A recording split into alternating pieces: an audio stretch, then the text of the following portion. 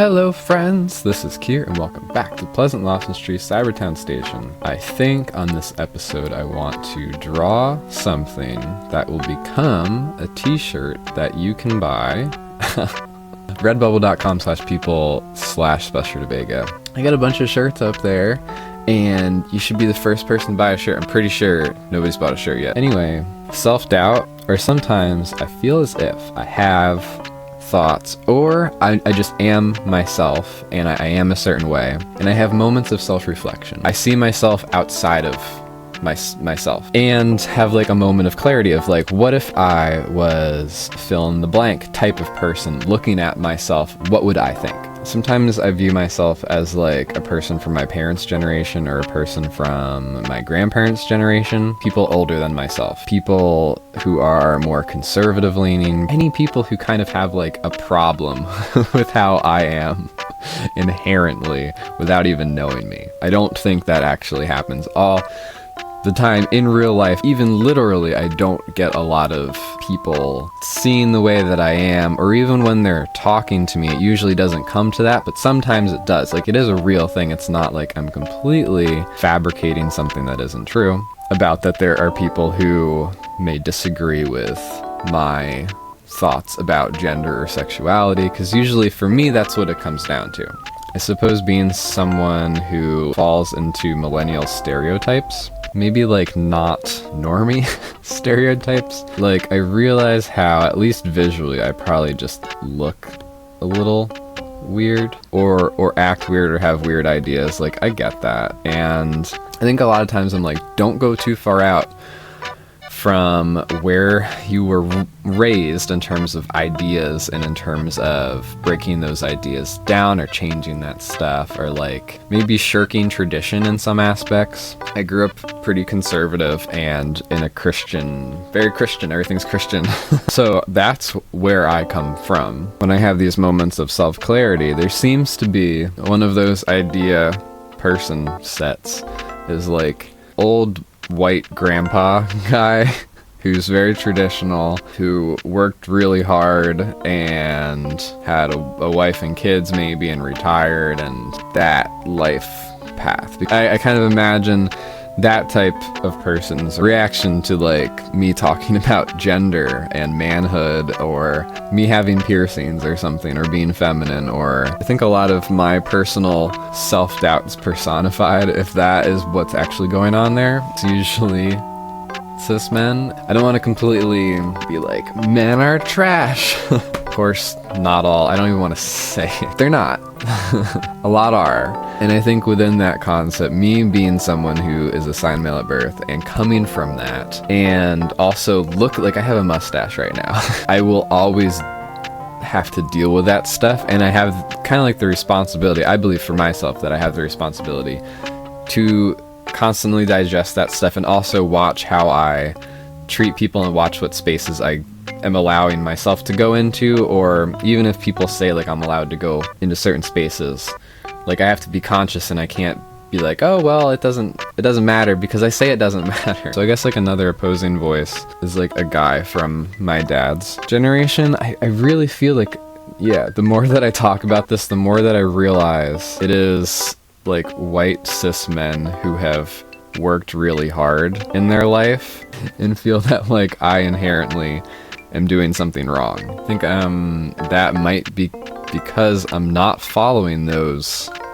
life steps that they took of, one, looking normal, being normal, whatever that is, two, being like cis and straight and being like, I am a man who likes women, that's my thing, and like, let's go get some girls. That's what I was raised to be. That's not what I am.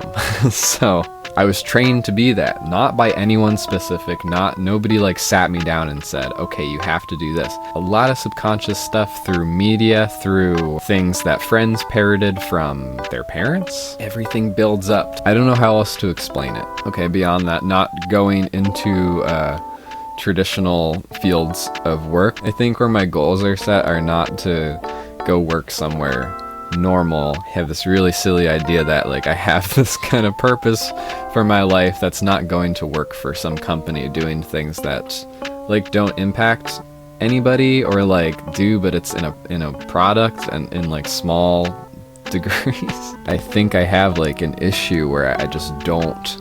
It's not that I don't want to work hard, it's that I have really specific, like while I make, I'm saying this while I'm making this image, which is not the best representation of my skills. But also, why should it not be like, but life isn't all about having fun. I agree with that. I don't think everything should be handed to me. And I also think that hard work is really good for you as a person in a life experience. I think it's a good thing. I'm pointing. I think some of those this is therapy. I'm sorry. Some of those reactions when I say that stuff is me harsh reacting to that voice of like, you just want everything handed to you, don't you? You're just like a little snotty millennial kid that doesn't know how to work hard, doesn't have any goals in life. It's very subtle because it doesn't talk like that. When I make it talk like that, it's like, whoa, that's extreme. You know how thought can be without words, how thought can form without language put to it? That's more what it is in my head, speaking back to me at like, I have like goals, I have things to say that like in the fields that I'm in, I know there are people who should get the success and attention way before I do, people that deserve it more. But if I'm to survive as myself in the world, I do have some things to say, I do have some ideas. I have kind of like endless ideas, right? But get really bad when I work really hard on something that I don't like to do. It's like a head thing, like I get mentally bad into that whole deal. I definitely have this like auto response from whatever that like middle-aged cis guy who's worked really hard doing something really random that doesn't even apply to him. I have that like snapback response in my head of like, you're trash, you're utter trash. And I never even had that type of person in my life that actually said that stuff to me. I know some people do. It's been this way ever since I like went into the real world, not finding much what people would deem as success. Always wonder if that would be different if I did receive like random easy success just because of how the algorithm hit, or just because someone happened to see my art somewhere and then like get me a really good gig that could, like if I had something to show for like the past bunch of years, whatever, I wonder if I would be so down on myself like I am in this way where I feel like by this point, if I was someone who was my dad's age, which this is probably all a lie and all fictitious because it really seems like these people just, maybe they did get jobs handed to them and moved up the ranks, and it's easy because they're white guys. They have the most access to all that stuff. There are a lot of them, but it also seems like you have to try harder if you're not a cis guy, white guy. That's just what it seems like. What do I know? I think a lot of that comes back to me not doing that path because it's not me. It is not genuine to who I am. And it's not even like I'm conceptually against that, so I'm not going to do it. It's that I've like tried to go in that direction. I always end up veering off somewhere weird. Sometimes it doesn't work, sometimes it does. It's just not for me, and I feel that in the deepest way. And I totally acknowledge that like I could look back on this in 20 years from my like desk job and be like, yeah, you know, I really don't.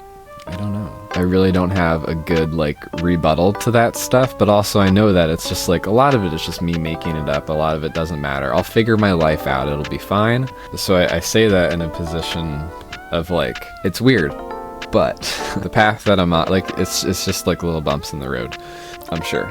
So, but I think it is interesting that those are the voices that pop into my head to tell me I'm trash. Anyway, thanks to patrons Aurora, Sun, and Adam. If you want to join them in supporting, go to patreon.com/SpecialRutabaga. I also have a coffee. I also have a Redbubble. As mentioned, that I guess this shirt, I'll probably end up like messing with the colors because I don't really like these colors at all. Thanks for watching. I've been me, you've been you. My name is Kier and nothing else, and we've been here. Thank you. The Pleasant Lost Your Cybertown Station. I hope you have a good time with the rest of your time. Bye. Here from Special Rutabaga says have a nice day.